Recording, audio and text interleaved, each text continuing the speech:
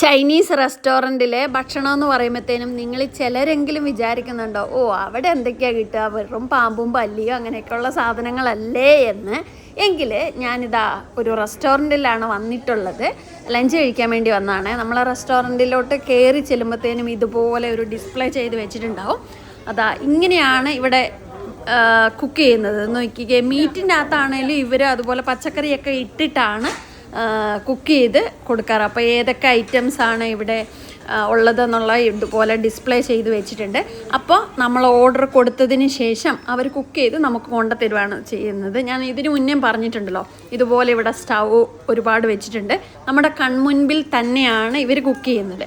അപ്പോൾ ഞങ്ങൾ ഇന്ന് വന്നിരിക്കുന്ന ഈ ഒരു റെസ്റ്റോറൻറ്റിൻ്റെ ഒരു പ്രത്യേകത എന്ന് വെച്ചാൽ, ഇതുപോലെ ചട്ടിക്കകത്ത് ഒരു പ്രത്യേക തരം കോഴി കഴിക്കാൻ വേണ്ടി വന്നതാണ്. ഈ ഒരു കോഴിയുടെ ഫേമസ് ആയിട്ടുള്ള ഒരു കടയാണ് കേട്ടോ. അപ്പം മുട്ടയൊക്കെ ഉണ്ട്. ഭയങ്കര ടേസ്റ്റിയാണ് ഈ ഒരു കോഴിക്കറിക്ക്. അങ്ങനെ ഞങ്ങളും ആ കോഴിക്കറി മേടിച്ചു. ഇതാ എത്തിയിട്ടുണ്ട് കോഴിക്കറി.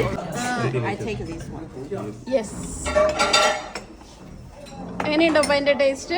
ഭയങ്കര സോഫ്റ്റ് ആയിട്ടുണ്ടല്ലേ? നല്ല സോഫ്റ്റ് ആയിട്ട് നാവിൽ അലിഞ്ഞു ചേരുന്ന കോഴി. ഇത്രയും ടേസ്റ്റുള്ള കോഴി ഞാൻ ലൈഫിൽ കഴിച്ചിട്ടില്ല.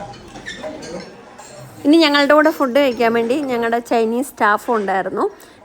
ഇത് ലോകത്തിലെ തന്നെ ഏറ്റവും വലിയ ഹോൾസെയിൽ മാർക്കറ്റായ ഈവു നഗരത്തിൽ നിന്നാണ് കേട്ടോ ഞങ്ങൾ ഫുഡ് കഴിക്കുന്നത്. അപ്പോൾ ഫുഡൊക്കെ അടിപൊളിയായിരുന്നു, നല്ല ടേസ്റ്റി ആയിരുന്നു. അപ്പോൾ ഇതൊക്കെയാണ് ഇന്നത്തെ ചൈന വിശേഷങ്ങൾ. കൂടുതൽ ചൈന വിശേഷങ്ങളൊക്കെ ആയിട്ട് അടുത്ത വീഡിയോയിൽ വീണ്ടും കാണാം. താങ്ക്